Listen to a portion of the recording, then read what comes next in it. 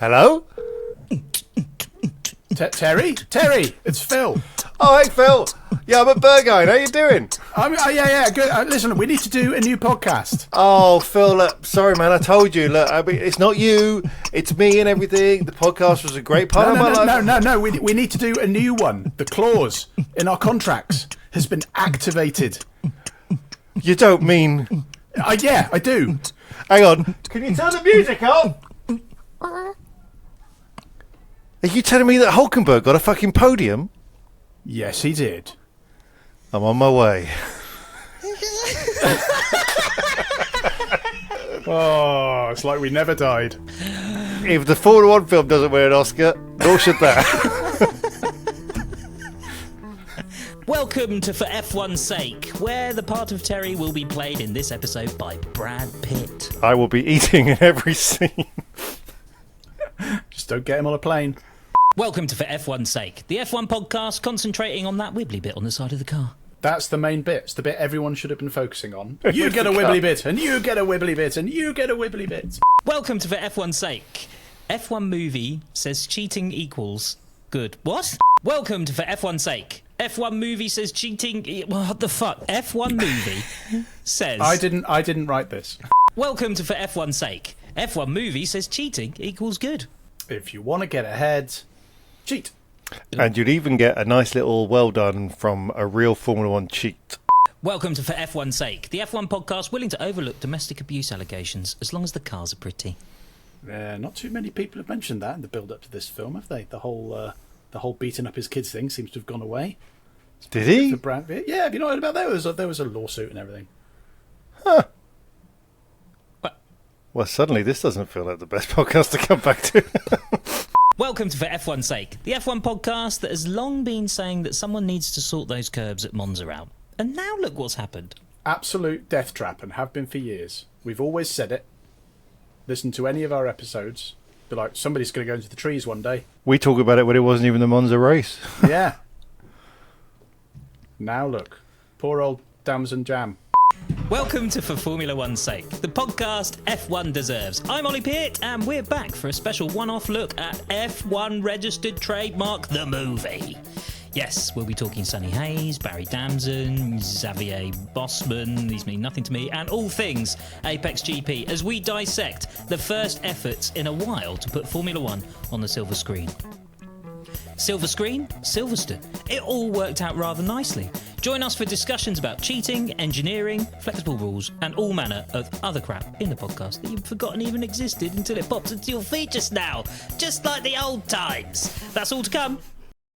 Joining me is a man who is a champion. It's Phil Tromans. Hello! Well, actually, I've slightly overstated that. I came second place in a competition. And if you like, you can guess what the competition was. Biggest ring piece. No. Well, it would have been second biggest, but yeah. Was it skating or rollerbladed or something? It was skating. Oh. I entered a skating competition for the first time in, I reckon, at least 20 years, maybe longer. No, it must be longer, yeah. Probably about 24 years. And I was the oldest one there, and I came second. Couldn't believe it. What? Were you up against, like, little Johnny Toddlers? No, it was quite funny. It was at my local skate park. It's just a small. So I didn't win the British Championships or anything like that. But it was basically the categories were like boys under 10, girls under 10, and then old dads over 30. And let me guess, you smashed the boys under 10. I did absolutely crush them. Yeah. I came second. I want a t-shirt. Who came first? A lad 11 years younger than me. But still in his mid-30s. We should get him on the podcast. He sounds great. He's a lovely boy, and he's better at skating than I am, so it worked out quite well. What's the name of... what was the biggest trick that you pulled off? Oh, I mean, I've got a few. I did an alley-oop fish brain. I did a fast tap to kind grind. What else did I do? I don't know. I did one of those. I tried a true spin kind grind and I fell flat on my face. I did a 720 chalk ice, pig nose bacon, and it was. It reminded me of being slightly younger than I actually am. Well done on coming second. Was there just two people in it? How many were? No, there were like 10 maybe. Oh, well done. Everybody else fell over a lot more than I did, I think. That's actually really impressive because I was walking through Tesco the other day and my knee twinged. I didn't actually do anything. So Well, yeah, you're good at an effort. age now. Yeah. Yeah, just happened. My mother has, since the last podcast, has had a knee replacement, and just to make it all about me, ever since she's had that, my knee has been twinging, and I'm like, is it genetic? Am I just paranoid? Maybe you're just sympathetic. It's just age. Is she rollerblading now? Yes. She was third. She did very well. She's a double hop kangaroo. And with him is a man with a tash. It's Terry Saunders. So my beautiful partner, who's just gone into the other room, stated that she'd never seen my face in the couple of years we've been together, so I decided to show her my face. And now we're sleeping in separate rooms. For audio listeners, we should say that you've not been wearing a mask this whole time. Which the normally up until sorry. now you've If had you're a beard. listening to the podcast, I normally have a beard. Now I have a moustache. So I've had a beard for a long time, but I don't know, 10, 15 years or whatever. But I have occasionally trimmed it off just to get all the mites out or whatever. Yep. And does it alarm you how small your chin is when you shave your beard? This is the whole reason I have a beard, because I don't have a chin. It's so my chin is so small. It's Yeah. See, I have the opposite frightening. problem. I have the opposite problem in that mine's quite big. It's got a mole on it that's really hard to shave around, and I've now got a double chin because I'm getting older a bit. So I mean, I've never had a beard, but like if I go fully shaven, I just look like this weird, smooth globule. Yeah. Yeah, no, because when I have my beard like at a good level, if it's like been trimmed properly by a professional and it's got a bit of a point to it, it's like it's adding half my face. Yeah. Makes you And look like then- you can. Yeah. You it suits you well, the minge tickler.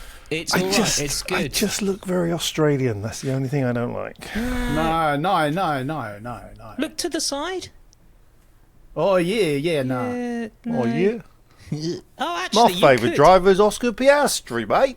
Oh, Oscar. Can't do the accent. That's quite a surprise. I thought you'd be able to do that. It's like one of the easiest ones. Mark Webber.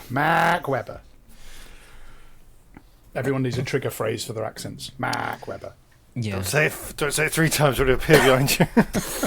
Say it in a Rip mirror. your face off with a hook. It'll be there. But Ollie. I think it looks good. Ollie, you've still got full facial hair. Have you won a rollerblading competition? What's been going on? No, have I run? No, I haven't won a rollerblading competition. What have I done? When did we last record? I can't even remember now. I guess it was Start of the season?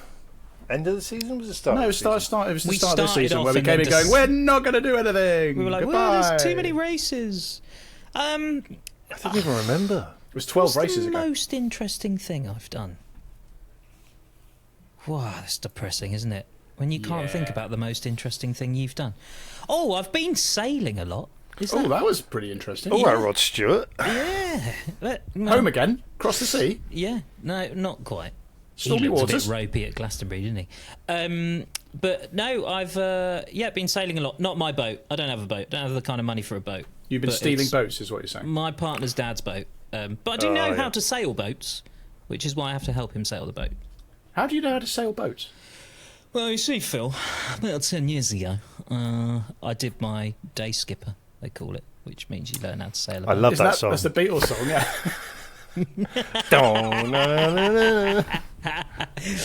Yeah, that's what it's named after. So I've been doing a lot of that. It's been great, and just enjoying being by the water, which has been nice. I'm consciously neglecting talking about all the stressful, horrible things that have happened. Oh, yeah, well, I've had loads of those as well, but nobody Yeah, wants to yeah. hear those. 9/11. You won a skating competition. It dwells on my mind all the time. Oh, I did actually watch that Osama bin Laden manhunt. But did you watch that? Have you Oh, seen don't. that? No, I've taped it. Don't It was ruin like it. 13 years ago.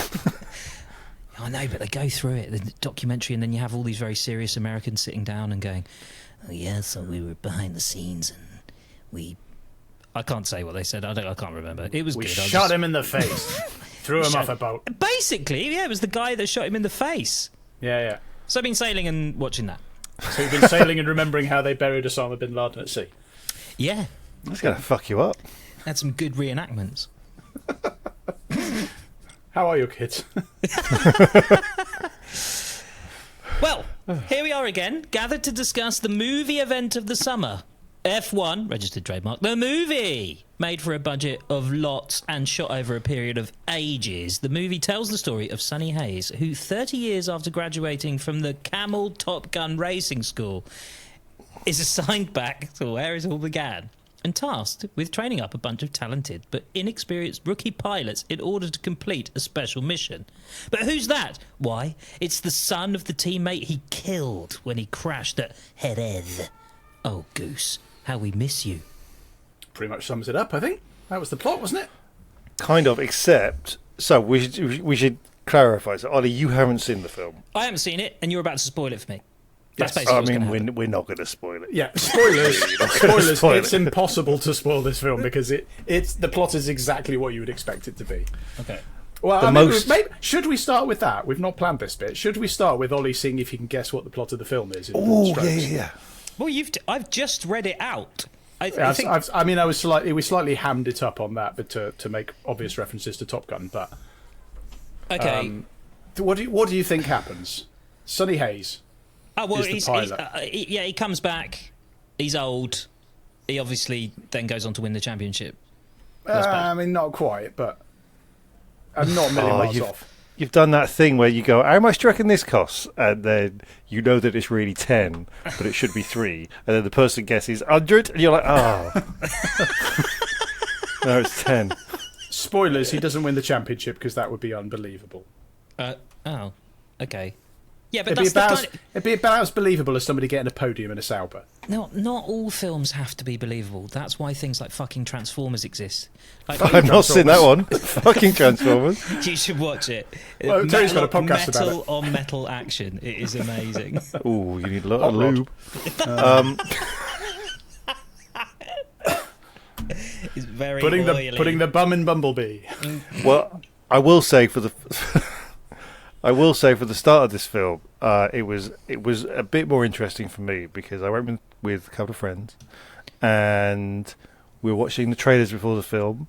And a curious thing that can only happen when you're living in Germany and haven't watched the listings properly, all the trailers were very much in German, and I realised quite late in the day that I'd booked the IMAX screening in German. Oh, tremendous. Oh God. But you've been living in Germany for quite a long time now, so presumably you can understand a moderate amount of it.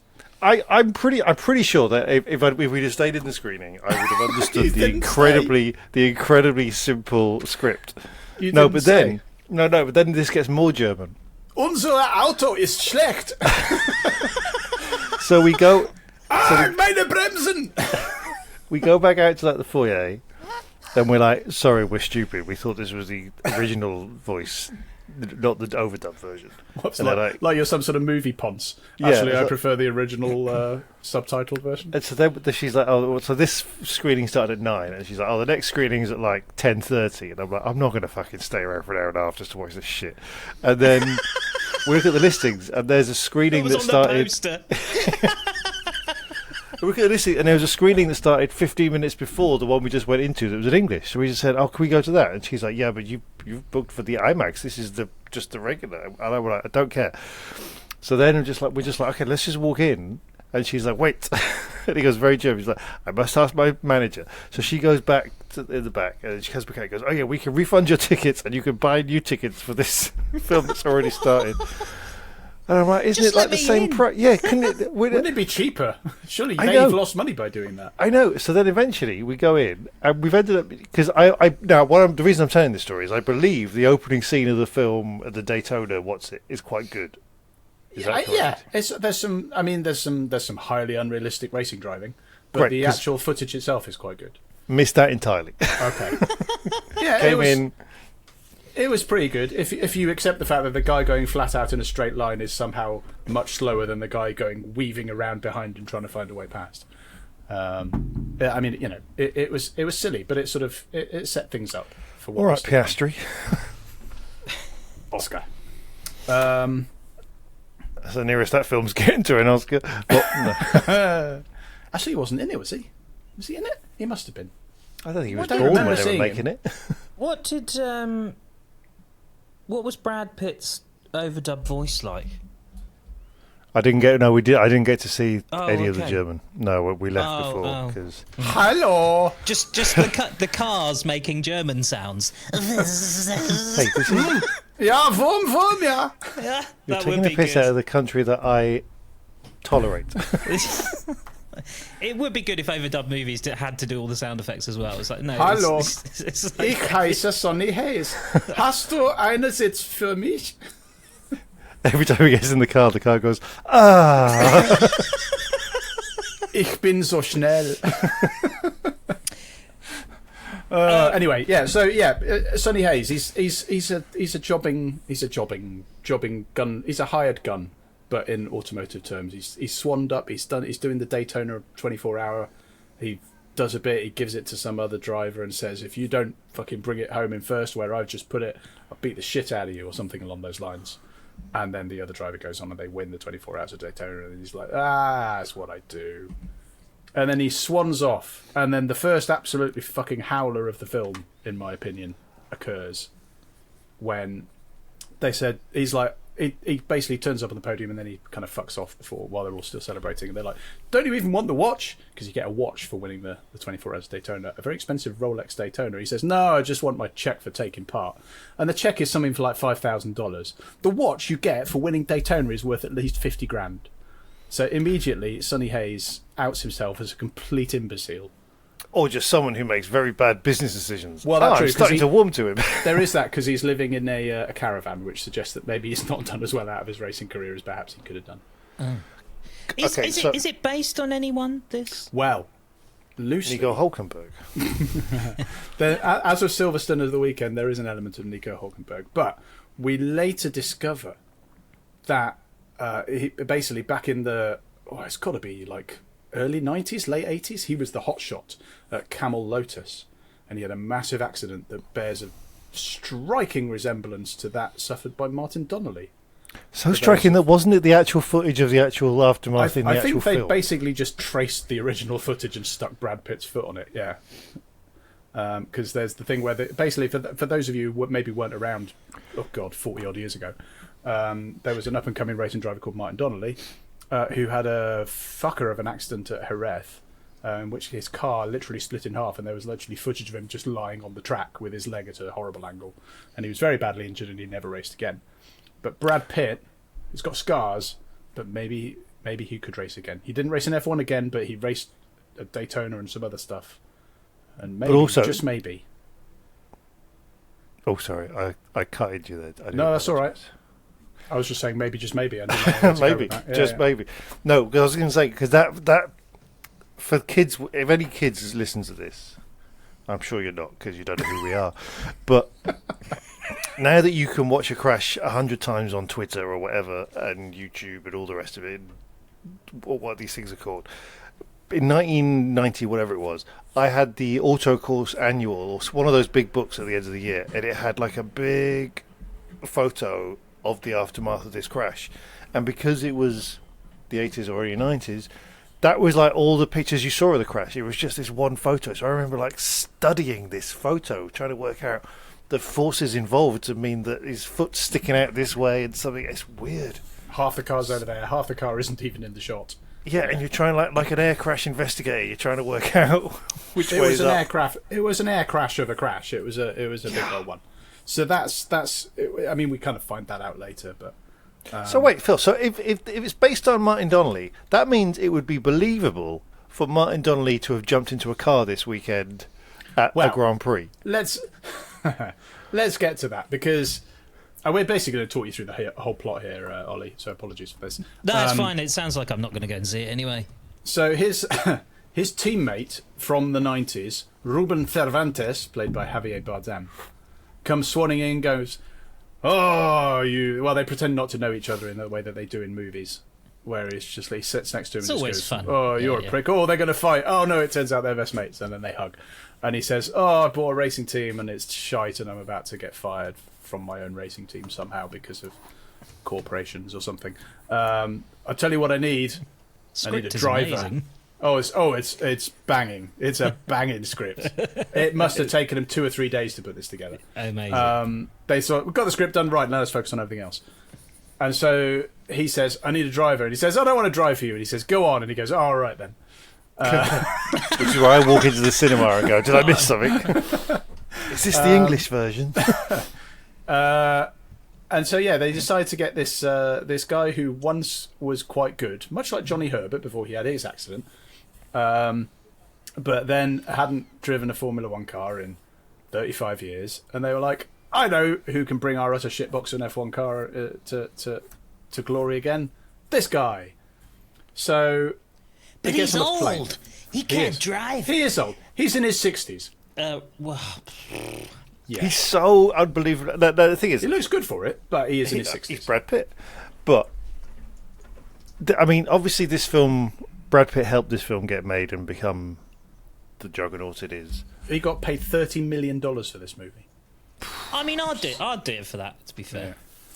But, of all the unbelievable things in the film, it's just the idea that this 60-year-old... Because even, right, if they managed to bring Senna back from the dead, right, I think Christian Horner would be like, no. I'm trying to think who else drove for Camel Lotus around that time. Riccardo Patrese, Martin Brundle.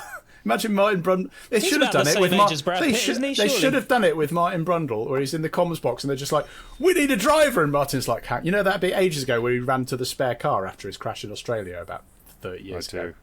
Imagine if he did that from the commentary box and he ran down to Apex GP. It was like, "I'm here. I've still got it." In fact, he's probably better suited to it because he's driven an F1 car every year since he retired. But anyway, Sonny Hayes flies over to Silverstone, and it's just before the British Grand Prix. And for some reason, they're having a test at Silverstone, which is definitely allowed. Okay, yeah. Can we talk about this first of all? Because like there are so many minor rules inconsistencies in this film that to a Formula One fan it's annoying. But just mid-season test, they could have done a test like a tyre day or a promotional test with an old car where they're allowed to have 100 laps or something. But no, they just went in with the current car because that's what you do in a film. Yeah. Sorry for yes, this. Get annoyed. No, this is what this podcast is all about. It's just ranting. Yeah, like the film spent far too long trying to describe what a virtual safety car is at one point in the film, to which nobody in the cinema understood it, even the Formula One fans. Yeah. And they shouldn't have fucking brought one out anyway. Because of course they fucking shouldn't. It wasn't a virtual safety car. It should have been a full safety car. But they don't try and go, "Oh, you can't." It just took a sentence to say, "Oh no, you can't test a real live racing car, but we can give you an old car to see how you like." You haven't driven a car for 20 years. You're not going to know the fucking difference, are you? 4 years, but yeah. So anyway, he turns up, and there's the hot shot. He's talented, but he's inexperienced, and that's Damson. What's his name? Damson Jam. Damson Jam, but I can't remember his character's name. Jonathan Pierce? No, he's the football. I have no idea. This character annoyed me so much. His name's JP. I don't think his name's actually Damson Jam. I can't remember what his name is. The actor's name is Damson something, and the character's name is something Pierce. We'll call him Damson Pierce. He's the hotshot young. He's the next young thing, but damn it, he's green. So immediately there's tension. He's like, "Who's this old man come to tell me what I'm doing? How many Grand Prix have you won?" And he goes, "Well, how many have you won? None. Yeah, you twat," or something along those lines. And so there's friction immediately. They set it up, and then Sonny Hayes goes out and he drives the car, and immediately crashes it. But he crashes it over the line, and then they check the stopwatch and they find that he's crashed it, but by gum he was quick. Yeah, but you can go really quick if you crash the car, because if on the last corner you just don't brake, the lap time is quite good. Wow, he's dead, but he was fast. Yeah. Wow. God blimey. His corpse is moving at quite a pace. They were like, "God damn it, Sonny Hayes, you're a loose cannon and you play by your own rules. You're fucking hired. But make sure you catch the criminals or it's your ass," or something along those lines. I mean, it sounds very, very cliche. Surely he does win. I mean, come on. Well, we'll get to just spoil it 'cause it sounds bollocks. Does he win or not? He wins a race. Right, okay. He wins in Abu Dhabi. He spends most of the thing trying to get Damson Jam to win. Yeah. And shall we get into that? Shall we get into their strategy for the season? Because the car's an absolute shitbox. Okay. But Shitbox we meet the supporting cast, which includes the first ever female tech director, who is, I can't remember the actress's name, an Irish actress. She was very good actually, working with what she had. But you were like, oh, I hope they don't do something stupid and reductive, like make her the love interest for Sonny Hayes. Well, hang on. Can we just interject there and talk about the female characters in this film? Well, both of them. There are two female characters. One is the aforementioned technical director, which is a very empowering role. That, any She's girls a watching, trailblazer. any girls watching, be like, oh my god, I could do that one day. Until she fucks Brad Pitt, and then the second she fucks Brad Pitt, she's like, oh, gooey, Brad Pitt, oh, I'm so scared when you get in the Formula One car. What if you get hurt? Oh, I won't be able to live without you. Whereas before they fuck, she's like, I don't fuck with any of my drivers because I don't want to get too close I to left them. all my I jobs love and my you. husband because I just love wind. But But- there were a couple of lines in the film where he says, "I just love wind. I love feeling," and all the way through it, I was just going. Yeah. It's a kinky, aerodynamic fetish film. And then there's the other female character, which is even worse, which is the ditzy pit girl. Yeah, it was basically like started off like that. The what's her name from The Vicar of Dibley, like the ditzy blonde girl from The Vicar of Dibley. But then by the end of it, by gum, she's a damn good pit crew. But no, I don't think she is. Because so the first scene of her, she leaves the tyre gun in the way of the car, and the car drives over it, and she's like, "Oopsie, sorry." And at the end, there's a scene where they've got to rebuild a car that is unrebuildable for the crash. It's completely fucked it. Yeah. Because who crashed at the race this weekend? Fucked his rear wing. Oh, I wanted to say Antonelli, but I think it was Antonelli. Yeah, it was Antonelli because the other guy well, it came was up the two behind him. RBs. Well, they're not RB anymore, are they? What are they? It was an RB, wasn't it? Because he kept going. It was Colapinto, was it? Maybe, I don't know. It was They both. one of the We're good at rookies. this, aren't we? Whatever. Anyway, we're one actually of talking about F1. Let's get back to this shit film. one of the cars at the Grand Prix this weekend had the rear wing was all kind of flapping Fucked. off, and it was all fucked. And if there's one thing we know from Formula One, you can change your front wing, you can't change a rear wing in like 10 seconds. That's like a proper hour in the If the pits rear job. wing's gone, you're out. That's the motto. Then, in the film at the very end, he gets crashed into, the rear wing is fucked. And you're like, well, at least they're going to make this realistic. But then It's there's a like red David flag. Coulthard. Yeah. And you think, okay, red flag, they can maybe do it. But In they the gave pit themselves, lane, like- you can make changes in the pit lane. They Oh, carefully then- pointed out. But then Martin Brundle was explaining it. But then, so back to the female character, the other female character is then she comes up and says, she goes up to him in the side of the car and says something really weird like, "Hi, I've got some news for you. We've rebuilt your car." And he's like, "Wow, who are you again? Should you be telling me this? Because I don't trust you." Are you Ditzy McWheelgun? Yeah, I put all the screws in the right place this time. Huh. Or did they just get her to tell him that they fixed the car?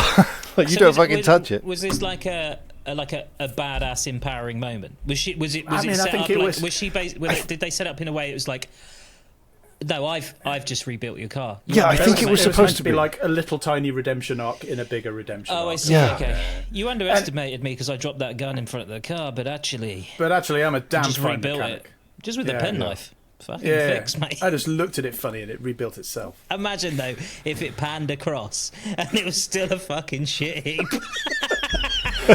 Drive that's just the front wheels. Yeah. and then it's like, actually, she does have issues. We're gonna have to get off the team. If we're gonna have to get off the team, she dropped the gun, and I don't know why it didn't come up in the interview process, but actually there's some problems here. Did Or we with ever? Brad Pitt. I'm trying to remember to get back to the plot, because this is a serious movie discussion. This here. plot's better. Did they ever say what happened to the previous driver? Like who was Brad Pitt actually replacing? I can't remember that. I've only watched it once, but assuming because this is the middle of the season, I assume he was replacing somebody. But did they actually say who it was? Darren remember. Shithouse. They'd fired Darren Shithouse. So anyway, they decide that Well, Flavio Briatore is the boss, so they've got to like six yes, drivers. he's a little bit Briatorish, but he doesn't walk around in a thong much, which is Sounds like a somebody bit of a makes shame. sunglasses. So they hire Sonny Hayes, who apparently has definitely got enough points for a super license, despite the fact that he's hardly done any driving over the past 40 years. They're just like, it's fine. So then they do the first race. And it's the British Grand Prix. Filmed at the British Grand Prix. Well, and in fairness... Hang on, we've been talking for fucking ages. This was not even on the first race yet. No, because we're halfway through the season here anyway. They skip all the Middle Eastern races because clearly they didn't pay enough. Yeah. So they go straight into Britain. And in fairness, the stuff filmed at the British Grand Prix I thought looked quite cool because they do the lineup with all the drivers and there's the crowds and you couldn't have CGI'd that and it looks pretty good. Well, look, we've been negative for this film, but this is where the film comes into its own because the racing scenes, the Formula One, the scenes with all the drivers, the scenes with the crowd. 75% of them are okay. That's quite high. That's all right. It's better than in Rush, where they all look like they're going very slowly around Cadwell Park. But they do look like they're actually racing here. And there is one weird scene at the end where they've got a lot of people that's clearly green screened on some fireworks that look really rogue. Yeah, that was fucking random. Weird. There was one. Oh no, there was one bit at Daytona where they're halfway through the race and a load of fireworks go off, and you're like, they're still racing. Why are you setting the fireworks off now? That is Jerry Bruckheimer's like, no. That's unbelievably distracting for a driver. It's America. That's just what they do. Very strange. Right, but first race, he gets cheaty because he immediately gets very cheaty. Brad Pitt realizes that if someone knocks off his wing, he can he can call out a safety car, and he can tell the team to leave the other driver out. This is where the big screen pit strategy plotline comes in. Okay. Yeah, which is basically cheat. Yes. Really, that is their strategy throughout the season. Is just essentially he has an accident deliberately to cause a safety car, so that everyone comes into pit, but his teammate can stay out and climb up the grid from his shitty position. And then he does it 3 times in the same race, without a single, noted by the stewards. So he's just basically really good at diving, and nobody. Yeah. That's ridiculous. Isn't Lewis Hamilton an executive producer on this film? No, he's not even an executive. He's a producer on this film. He's a proper producer. Yeah. Oh my god! And he let that slide, did he? We'll get to that. So they do, I think, slightly less terribly than they did before or something. I can't remember exactly what happened. This happens over a number of races. Broadly speaking, they do the same thing over and over again. Where they cheat horrendously to the point where it's like, you would be thrown out of the championship for this. It's basically what Nelson Piquet Jr. and allegedly Fernando Alonso did in 2008. They do repeatedly through the season. Just keep crashing, keep having accidents, keep fiddling the pit strategy and safety cars and all this kind of jazz in order to do slightly better.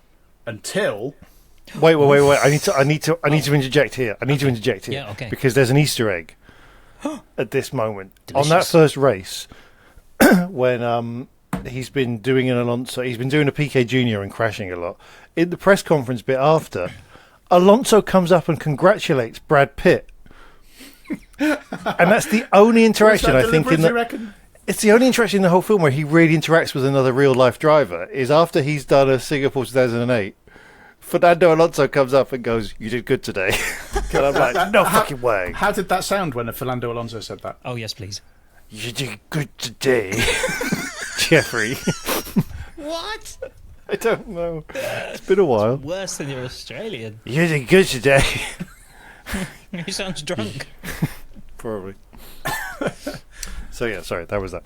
So there are all through this. There are a few little bits and bobs where just drivers kind of appear. They're never really in it. Any of the drivers, they're never kind of none of them have speaking roles. The closest we get is in the final race where Lewis Hamilton kind of looks a bit serious. Yeah, because if you think about how most of the drivers sound, Brad Pitt's got quite a he's got gravitas. I'd imagine he does a lot of bit of that. He's not Marlon Brando. But the other actor, I don't know what he sounds like. But then if he's just all right, bruv, I'm young, innit? Yeah, but can you imagine getting Lando Norris then comes on, or George Russell or whatever? It's just it would just sound shit, wouldn't it? It'd just sound awful.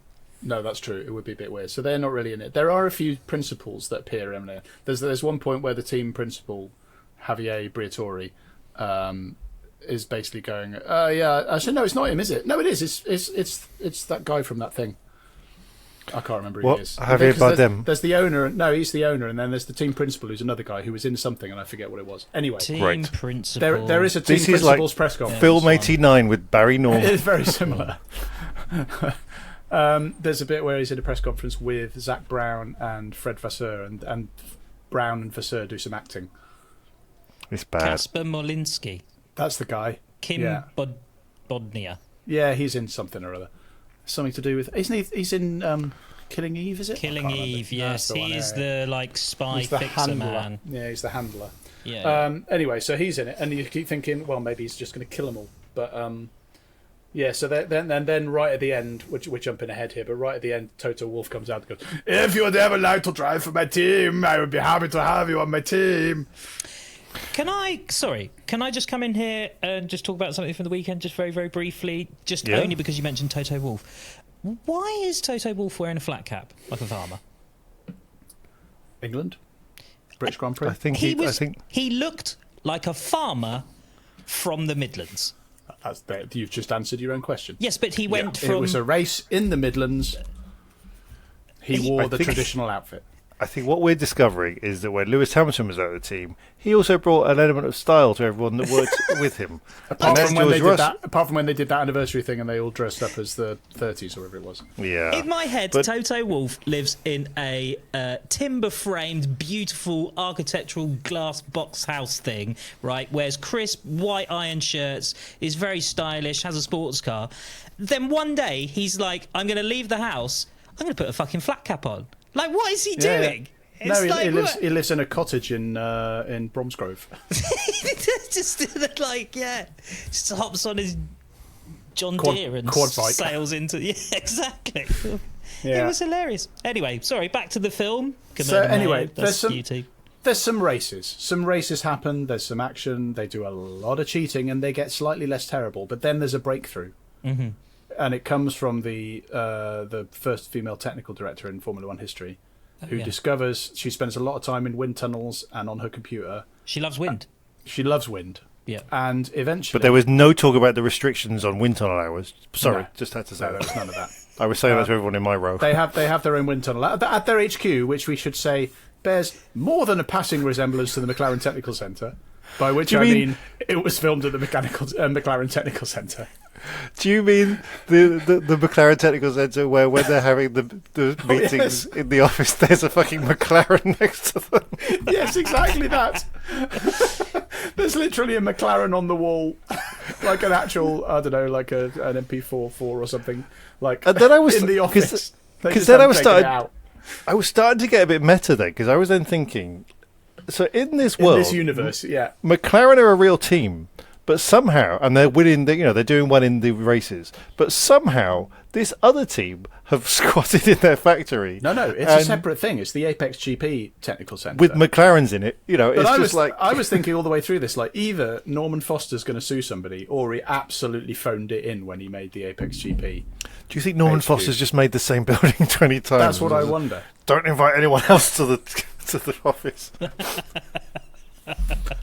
Oh no, you can't see my factory. And that's another thing where it's like, if you don't watch F1, you're not going to notice. But anybody who even vaguely follows F1 and has seen a couple of like pre-race features, because they go to the MTC all the time because it looks cool, they're immediately going to go, well, that's just the McLaren Technical Centre. Surely they could have found somewhere else that looks a bit high tech and they can stick a couple of F1 cars in the foyer. That wasn't full of fucking McLarens. It wasn't full of McLarens. Because then he's thinking, what happened there? So. They said that we're going to film this F1 film at the McLaren Technical Centre, and it was Zach Brown, the ghost of Ron Dennis, who's still alive, saying, "You're not going to move any of my fucking McLaren, Sonny Jim." You can't. It's like moving the Ravens from the tower. I'd like to see a film where Ron Dennis is played by Jason Statham. Phil, both of you. You did not miss that fucking bollard. What? Did you? Who did you go and see this with? Like Phil first. Who were you with? It was my birthday last week, so I went for my birthday with my wife. Did you throughout? just have a little clipboard with some notes and just say, No, I made them "Actually, afterwards. That's But not true. That is not what happens in Formula One." I did my absolute best not to do that. There were a couple of whispers, but there was a point because it was in the middle of the day, so it wasn't absolutely packed. Yeah. I took a day off and went in the middle of the day, but there was a point, and this is a probably good time to talk about it. So partway through the season, they get to Monza, and they've done a lot of cheating. And Dams and Jam is actually, maybe he could win it. So he's basically, they're coming up, they're on the final lap, and he's coming, so they go through the chicanes at Monza, and then they're coming down towards the Parabolica, which for the uninitiated is the final turn before you come into the straight. So very fast right-hand corner. And somehow, for some reason, Sonny Hayes is relaying messages to Dams and Jam through the radio. So he's saying, "Don't overtake him at Parabolica, wait until the last corner," or something like this. But Dams and Jam is a renegade and he doesn't listen. And he goes slightly wide where he's going to go around the outside of Leclerc, is it? He's trying to go around the outside of Leclerc. Mm-hmm. And he hits the curb. And for some reason, while hitting the curb, you'd think, okay, maybe he'll just skitter off into the gravel. No, he launches 300 feet in the air doing a barrel roll. He hit that curb so hard that he broke gravity. And at that point, like the sound goes silent. It's like... And at that exact point, my wife and I both just went, "What?" in a cinema, and we were like, "Oh shit, shouldn't have said that." So yeah, he goes flying. It's very much like Mark Webber's crash at Le Mans in whenever it was, '98, when he backflipped into the trees and exploded. Yeah. But this was just clipping a curb rather than. Yeah, so it's a combination of that and Roman Grosjean at Bahrain. He goes over the barrier in Parabolica and flies in the trees and explodes. But he got out, but he'd hurt his hand, and he's going to be out for a few races. And this causes problems with the intra-team dynamic between Sonny Hayes and Dams and Jam, and they're a bit like, "Ooh, who's going to be the number one driver in this team?" And so they bring in the reserve driver, Luca Cortez, for one of his only appearance, because there's some races, and they're just like, Cortez is there, and some stuff happens, but Sonny Hayes, woo! He's the weirdest part of the film where they're like, "Oh, there's another character who's a driver who we're going to introduce," and they never mention. The only one time it's weird is there's a bit at the end that confused me where the Irish technical director says, "I'm even wearing my lucky socks," and I don't think they've ever referenced lucky socks during the film whatsoever, or have they? I suspect there was a whole plot line with of Lucky Cortez and something to do with Lucky Socks, and then they realised, hang on, this is already like 2 hours 40. We're going to have to chop this out. Oh fuck, that's a long film, isn't it? It's a really long film. In its defence, and in fairness, I was at the Everyman in Horsham, which is a very nice cinema with sofas and cushions. I've been to one. Yeah, I didn't feel like actually I was bored at any point through it. Okay, I've got to disagree. I quite enjoyed the fact that like the racing footage is quite fun, and I was going, well, that's wrong, and that's wrong, and that's wrong, and that kept me entertained for 2.5 hours. So look, it's the exact bit we're at in the film here, which is where I started to lose my patience. Because I went with my partner and another friend of ours who we used to do go-karting, so she was really keen. So there's an array of people, the three of us, and we're all enjoying it. My partner Liliana, she watches the Formula One with me, doesn't like it. She enjoyed the kind of racing parts of the film. My other friend knows some stuff about it, and then it gets into this bit where after this crash at Monza that you're talking about, the other character, Marmalade, whatever his name is, he is in hospital with his mum, and then it's like half an hour of just like... Oh, his mum doesn't like Sonny Hayes. Yeah, and have you hurt my boy and all this kind of stuff. Sonny Hayes, by the way, had absolutely nothing to do with the accident at all. No, exactly. It all gets muddled, and it all becomes like a cartoon. And there's this weird bit... Because I thought actually that crash was more based on the big Grosjean crash. Yeah, the fireball was Grosjean. There's a big fireball, and he's got that. And we've seen Grosjean's hand after the crash. It's a big bandage thing. It's just this guy seems to spend like 3 months in a hospital because he's just, it's like he's put his hand on a saucepan or something. And you're like, are you all right? I think you can drive with that. He misses about 3 or 4 races, doesn't he?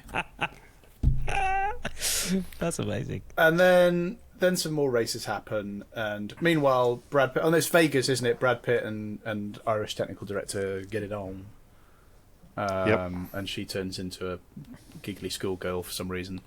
But then they've got their wibbly floor now, so the car's pretty good now because they changed the one bit that was making it a shitbox. And they were just like, oh, it's the wibbly floor, and now it's fighting for wins. But and then there's one great bit where they come in and Brad Pitt comes in and gives a rousing speech to the team. They're just like, if everyone just does their job really well, that's worth a second a lap. And I don't think that's how it works. Everyone in the team's going, what, a second each? we managed to get around Monza in 3 seconds. And in the middle of all this, we're also getting Brad Pitt's backstory about, he broke his spine. I can never race again because I broke my spine and the thing. But apparently, despite the fact, we should say that he's gone from not racing in Formula One at all, and they somehow got a super license, and then he's come in and done back-to-back full-length races, despite the fact that he's had no neck training whatsoever. Apparently, it's easy. And then again, in the universe. And then again, in the universe, the other driver, when he's been out of the race for a few races because of his ouchy hand, they do a montage of him doing the kind of neck weight thing. So you're like, oh, he has to do it. Yeah. And he's on the simulator a lot until close to the end, when actually then Brad Pitt is on the simulator. But then at the same time, Dams and Jam's like, oh, I could use all my high tech, Ivan Drago workout stuff, or I could do what Brad Pitt does and bounce some tennis balls around for reactions, and he's like, oh, maybe I'll try this. Oh, I'll become amazing because I can bounce some tennis balls. I was like, well, maybe we're not so different, you and I, that kind of thing. Now, to me, that's another Easter egg, because he was bouncing tennis balls around, Brad Pitt was, like he was Steve McQueen in The Great Escape. There was an element of that. And wasn't Steve McQueen in the Grand Prix film? No, he's in the Le Mans film. Damn it. The thing with James Garner. Almost. Well, I very knowledgeably after the film told everyone that he was in the Grand Prix film, so I'm going to stick with that. Thank you very much. So anyway, it gets to Abu Dhabi. Is there anything on the major that we've? That's pretty much the gist of it. This podcast's not going to be 2 hours 40, is it? Pretty much. No, I think we can. Might feel like it.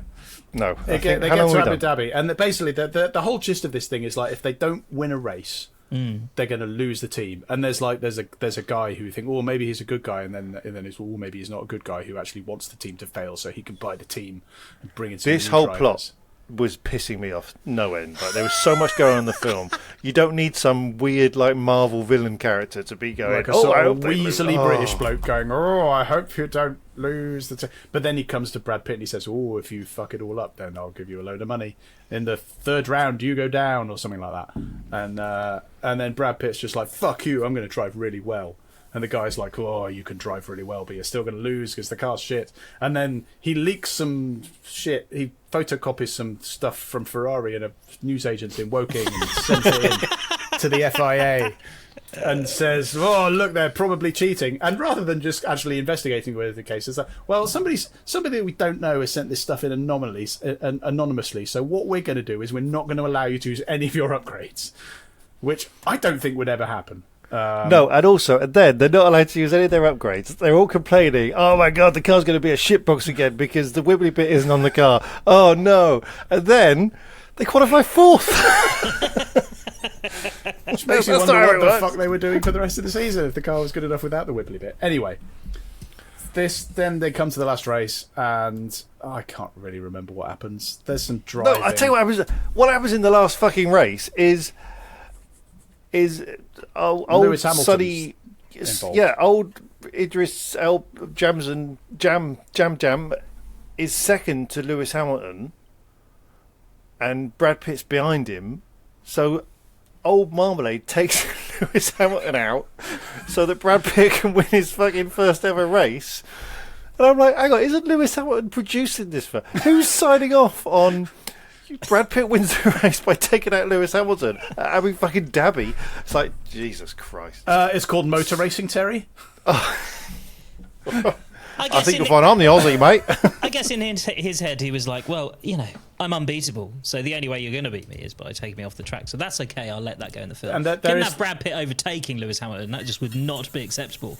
Yeah, there is that bit where there's the merest hint of some acting from an F1 driver where basically Lewis Hamilton gets out of his car because there's a red flag in the middle of the race because of some it was what we were talking about earlier, I think, and Hamilton's just like looking at Dams and Jam just going, you and me, sunshine, yeah, And then that happens. And then Sonny wins at the age of 61. He wins the Abu Dhabi Grand Prix, and the team is saved, and the ratty Weasley guy is told to fuck Killed. off. He's not killed. He should have been. But, I feel like, well, listening to you rattle through it and, describe it to me, what I actually feel like is that beneath all of this is a potentially exceptionally brilliant film written by you, which is like with that kind of dialogue. I want that dialogue. Oh, you, me and you, Sonny, Jim. Oh, don't you? And I like the idea of having... Who were some of the people that you were thinking of casting in those roles? Jason Statham, he could be in there. Yeah, Jason Statham. I just think an amazing... Danny Dyer would be Frank Williams. An amazing F1 film parody of this would be great. I like this. I feel like this if could somebody go a long could way. just give us $250 million, I will get that sorted out. No, you don't pay Brad Pitt. You can film stuff on your phone now, Phil. It reminds... I should say, I've been ripping the piss out of this film, and in fairness, that has been half the fun. No, I mean, it's actually not. I generally rate all the films I watch on IMDb on my account, so I can remember whether I like things or not when I've forgotten 10 years down the line. I gave it a 7. Yeah, it's the reason I watched that Megan documentary. You know, where she did the cooking thing. Because I haven't seen it. You love to hate it. Well, no, the thing is, I'm actually going to... Yeah, I'm going to say something controversial here. I didn't love to hate it. I loved it. Oh. I actually loved it. It was so full of so many shit bits. And yet, it looked amazing. It did get the feel of Formula One when it was the racing bits. Mm-hmm. And I think there was something... Whoever wrote it, I actually don't know who was the writer, but whoever wrote it, there are so many nods to actual Formula One. So we talk about there's the Singapore 2008, there's the Crashgate stuff, there's the the Spygate stuff, the Martin Donnelly, the Grosjean's crash, the this, the that, and if anything, it's like they took every single weird or controversial moment in any Formula One season in the last 30 years and made them all happen to one guy in half a season. But there was something about it. There was some love in there. And it was like, it didn't feel like a shameless cash-in. I mean, it was ridiculous. It was stupid. It was terrible in many ways. It was a shameless cash-in. And it was a shameless cash-in, undoubtedly. But I kind of loved it. I wouldn't go as far as I loved it. My wife, who has a passing interest in F1 but does not follow it closely, loved it. She thought it was really good. I enjoyed it. I liked seeing this world that actually I know a bit about, on a big screen in a way that I hadn't seen it before. And it was kind of like when you watch the first series of Drive to Survive, and you're like, oh no, I know about this, but more. I would say, like, it's like, there's a lot gone into this, and it's interesting to see different perspectives in it. But it did annoy me that they spent so much effort on this and so much money on it. It's like, could you not have written a better script? Like, I understand that, like, in the same way that, if you're going to get to number one in the charts, you have to sort of go right down the middle, and it has to be quite generic and sanitized and boring. But, like, I'm sure there's a way of making this more interesting. I agree. It could have been better in many, many ways. But it was essentially Top Gun. They just got it wrong, ludicrously correct enough, if that makes sense. It was just on the line. If there's a line of totally unbelievable and totally great, they managed to walk that tightrope. When the new Star Warses came out, and they were kind of largely disappointing with a few little bits and bobs here and there. And then, at least for me, Rogue One came out, and I was like, that was fucking brilliant. I didn't know where that was going to go. It was Star Wars, but it was different, and I was engaged, and it was great. I was like, I want Rogue One, but Formula One. Formula Rogue One is what I want. And I want everybody to die at the end. Spoilers. You're saying it's a cash grab. I was interested by this. So the budget apparently was around $300 million. How much do you think it's made in the box office? Oh, well, I'm sure it'll make more than that. Yeah, I don't know. I think it's already. I'd be surprised. Wasn't it like 200 in the opening weekend or something? Well, you're right. It has already made more than that. $301 million. Yeah, so and I'm sure. The fact that I learned the other day, I think this is one of Brad Pitt's highest-grossing films. It is. I believe it. It's a lot of money.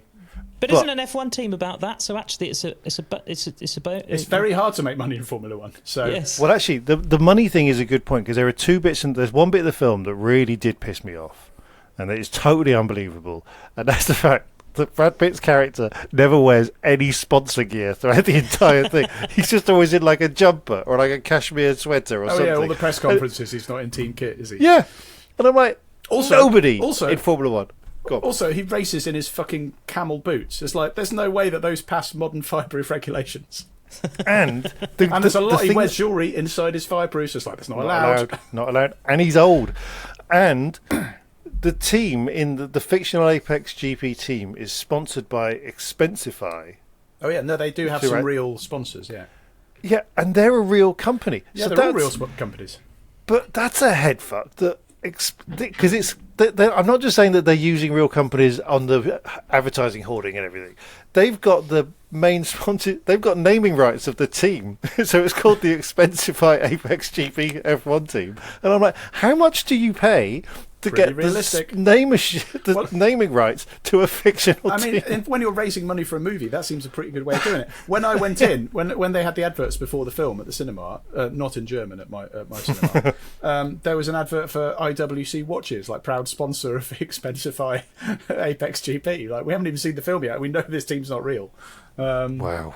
It's kind of this weird kind of like altered universe, which I kind of quite liked. And then obviously, if you'd have been to the races, you'd have seen the cars at the races for the last couple of years as well, which would have been quite interesting. Overall, it reminded, I mean, again, this is going back a bit. You remember Mitchell and Webb did a series of sketches about Hollywood script writers who were like, you don't really need to know the details of what you're doing to write a movie script.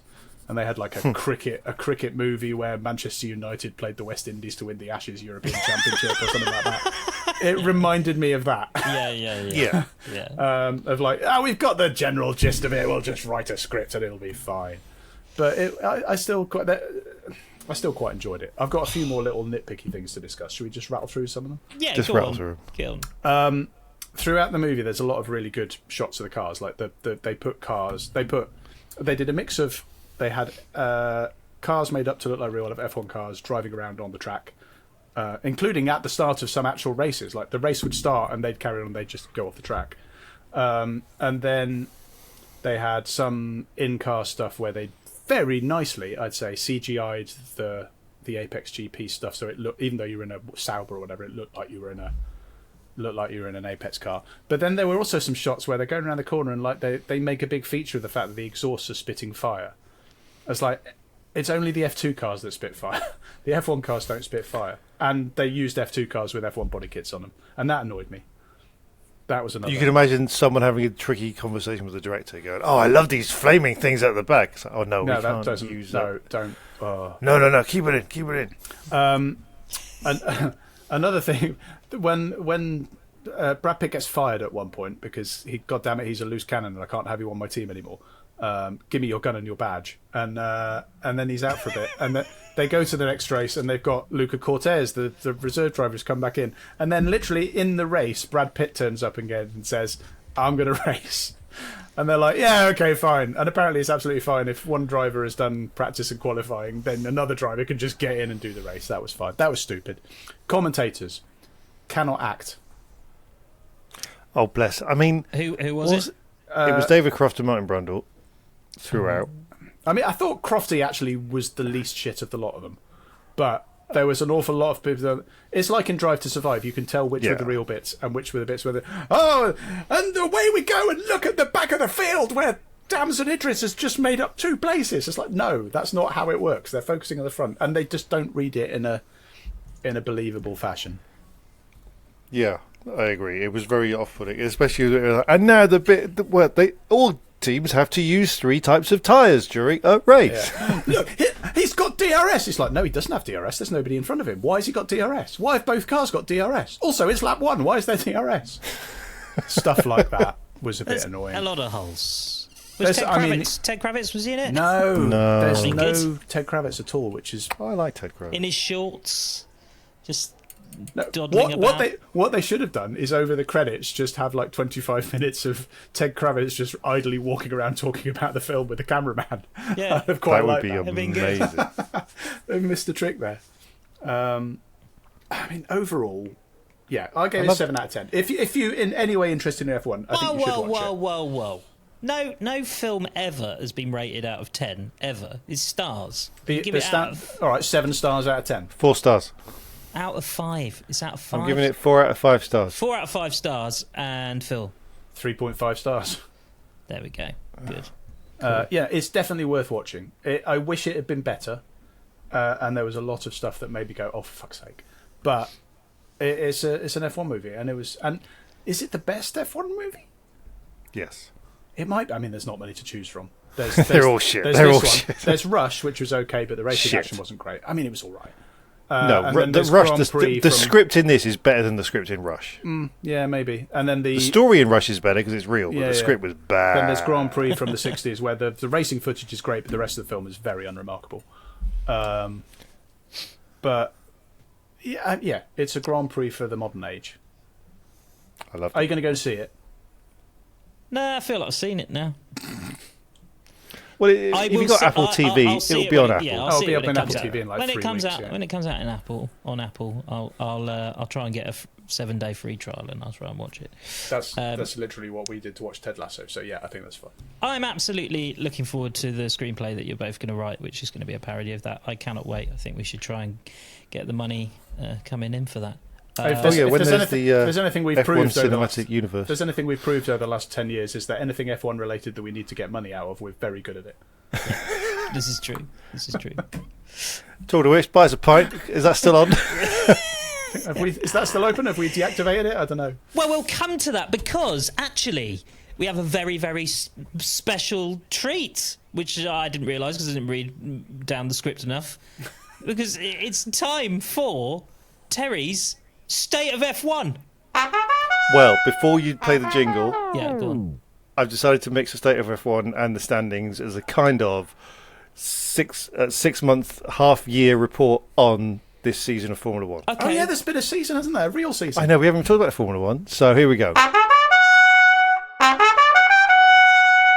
As we're halfway through the season, here's my general state of 2025 and, because no one asked, the standings.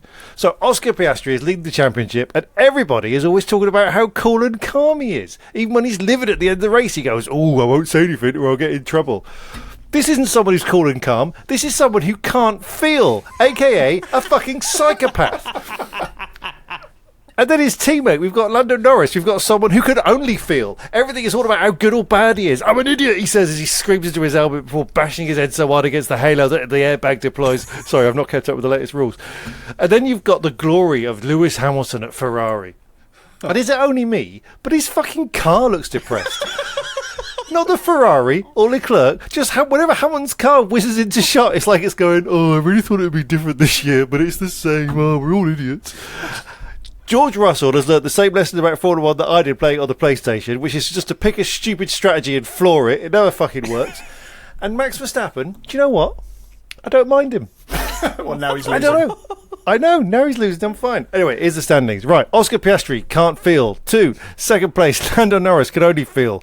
3rd place, Max Verstappen's working his notice. 4th place, George Russell, fucking prick. 5th place, Leclerc. He's been at Ferrari longer than Enzo. 6th, Lewis Hamilton's next film is going to be called Cars 3, Sad Ferrari.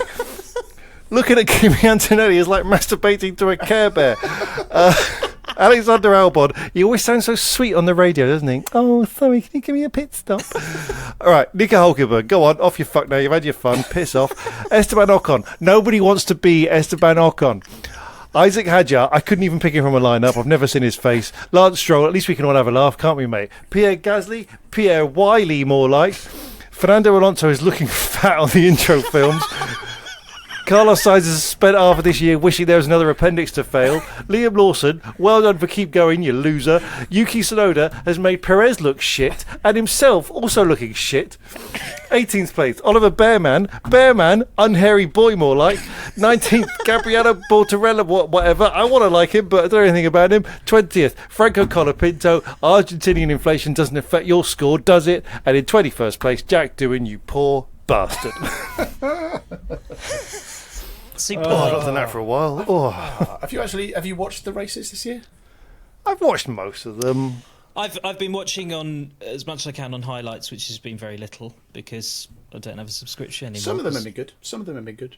Yeah. Yeah. I watched Silverstone. Silverstone was great. I enjoyed Yeah. It that. was a great Enjoyed race this that. weekend. And Nico Hulkenberg got the fucking podium. Yeah, I enjoyed that.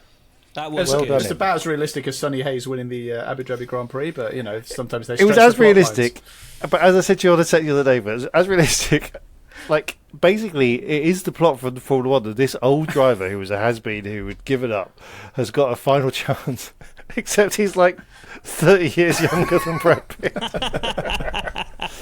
Nico Hulkenberg's like 34 or something. What's quite amusing is that Nico Hulkenberg in his Formula 2 days was touted as like he was one of many next Max Verstappens. No, previous Max Verstappens, because Max Verstappen was born. But he was like, everyone thought he was going to be the hot shit, and he never quite delivered on it. So Wow, he's now finally his chance. got the lowest possible rung on the podium. Well done, Nico.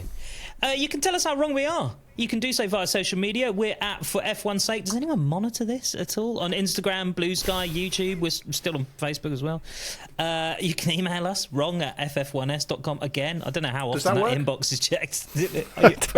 You probably just get one Give of it those a go and see what happens. mail demon error messages come back to you. From webmaster@f1s.com. This email This does not person has exist. been fired. Yeah, but give it a bash. You never know. You might get a reply. And Terry is thirsty. You can buy us a pint. I don't know where the cash is, where that's gone. Was there any money anywhere? Where's Matt with the massive piggy bank? No idea. You can Haven't heard from donate. him for a while. Donate. I did see his name pop up on the producer credits of the Formula One film, Yes, so that's yeah. where all our money's gone. You can donate a one-off pint, all three, to us at ff1s.com/pint. And again, I don't know what we will do with that money, but it will just sit in an account just to accumulate Drink it. interest. And that's it from us. We'll be perhaps be back for another roundup of F1 nonsense at some point in the future. We don't know when. This one came out of the blue on WhatsApp, just randomly. Until then, it's goodbye to Phill Tromans. Goodbye. We haven't had time to talk about the first 12 races of 2025. People coming in expecting races. They were okay. Yeah, they were good. It's an interesting season, but we haven't got time to talk about it. And to Terry Saunders. We haven't got time to talk about Nico Hulkenberg on the podium not being loved that much by the two angry McLaren drivers. Like, what a shit podium to be on. Just like, hey guys. Why was Lando upset? He was just emotional, wasn't he? It was feelings. We don't have time to talk about it. Sorry, you're right. In the meantime, check out our Facebook page, facebook.com/for-F1's sake. Why are we talking about that? I don't want to go to Facebook. Stop going to Facebook. Blue Sky @for F1's sake. And I've been doing some blue tweeting or whatever it's called on Blue Sky. Blue Sky? There's been a bit happening on that. There's stuff happening there. I will put this on YouTube. It will be there, so head there. And if you are there now, here's a little something just for you.